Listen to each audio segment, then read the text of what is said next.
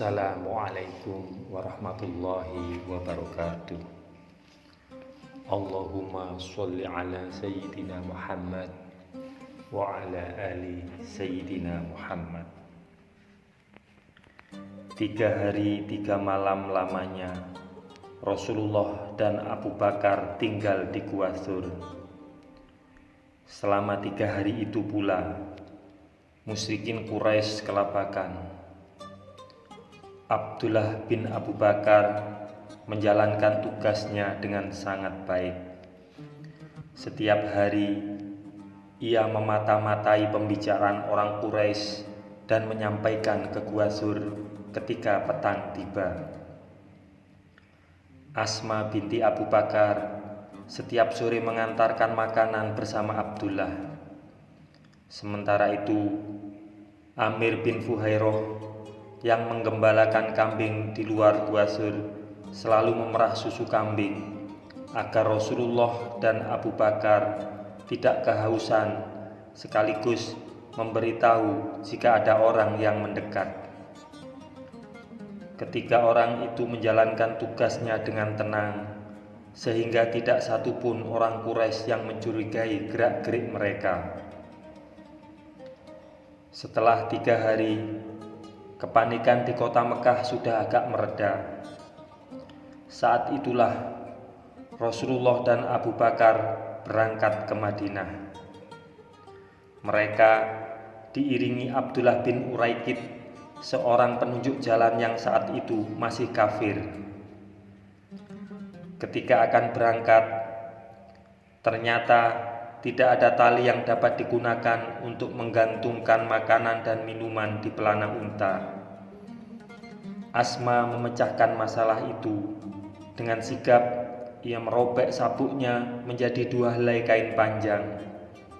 Sejak saat itu, Asma dikenal dengan Zatun Nitaqoin, yang bersabuk 2.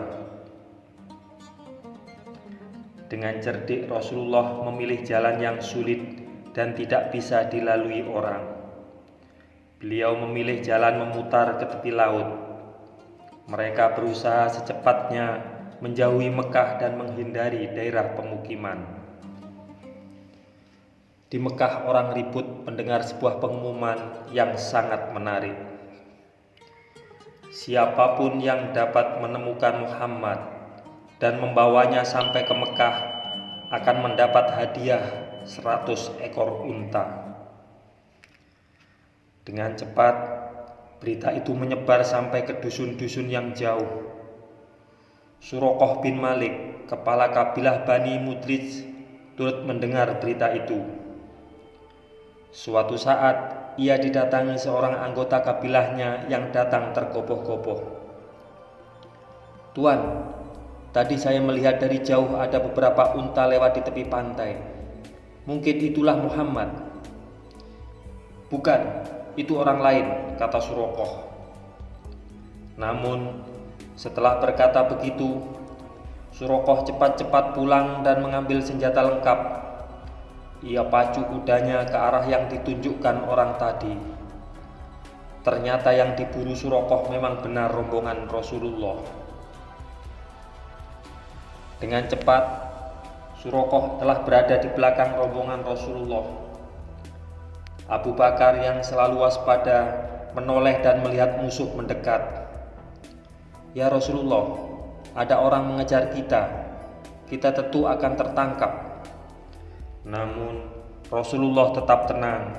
Tanpa menoleh ke belakang, beliau bersabda, "Tenanglah sahabatku, jangan bersusah hati. Sesungguhnya Allah bersama kita." Kemudian Rasulullah berdoa, "Ya Allah, cukupkanlah kami akan dia Suraqah sekehendak Engkau." Saat itu juga kuda Suraqah tergelincir dan penunggangnya terpelanting. Suraqah terdiam sejenak. Ia merasa ada yang tidak beres. Suraqah pun memaksa kudanya bangkit dan mengejar lagi. Dengan keras kepala Suraqah memaksa berdiri kudanya yang hampir tidak mampu bangkit. Ia lalu kembali mengejar. Untuk ketiga kalinya namun Suraqah terjatuh lagi. Saat itu hilanglah niat jahat dalam hatinya. Ia memanggil-manggil Rasulullah. Beliau pun berhenti dan membiarkan Suraqah mendekat. "Maafkan saya beribu-ribu maaf," kata Suraqah. "Jangan engkau balas perbuatan saya, wahai Muhammad. Berilah saya sebuah surat jaminan bahwa engkau tidak akan membalas saya saat engkau dan agamamu kelak telah menguasai seluruh jazirah Arab." Rasulullah tersenyum dan mengabulkannya. "Tahukah Anda bahwa orang-orang Quraisy menjanjikan 100 ekor unta bagi siapapun yang dapat membawa Anda kembali?" ucap Suraqah. Rasulullah kembali tersenyum menyejukkan hati. Dengan penuh semangat, Suraqah menawarkan bekal dan peralatan untuk perjalanan jauh. Namun Rasulullah menolaknya dengan halus. Beliau hanya berpesan agar Suraqah merahasiakan pertemuan ini. Sebelum kembali berangkat, Rasulullah bersabda, "Ya Suraqah, suatu saat kelak engkau akan berpakaian dan memakai perhiasan, gelang serta emas yang biasa dipakai raja-raja Persia." Dengan hati dipenuhi rasa bahagia, Suraqah memandang wajah Rasulullah yang pergi menjauh. Tidak lama kemudian, rombongan Rasulullah melewati kemah seorang ibu yang bernama Ummu Ma'bad. Mereka pun berhenti untuk membeli kurma, daging, dan susu. Tempat seperti itu memang biasa menyediakan perbekalan untuk para musafir yang lewat. Namun sayang, apa yang mereka inginkan ternyata sudah habis. Ummu Ma'bad yang baik hati merasa iba. "Demi Allah, seandainya ada sesuatu yang tuan-tuan butuhkan, silahkan mengambilnya, tuan-tuan tidak perlu membayar." Rasulullah melihat kambing kurus dan bertanya, "Bagaimana keadaan kambing itu, Ummu Ma'bad? Apakah ia bisa mengeluarkan susu?" "Kambing itu adalah kambing yang sakit-sakitan, Tuan. Ia sama sekali tidak menghasilkan susu." "Apakah engkau memperkenankan saya memerah susunya?" tanya Rasulullah. "Silahkan jika Tuan memang mengira ia dapat menghasilkan susu."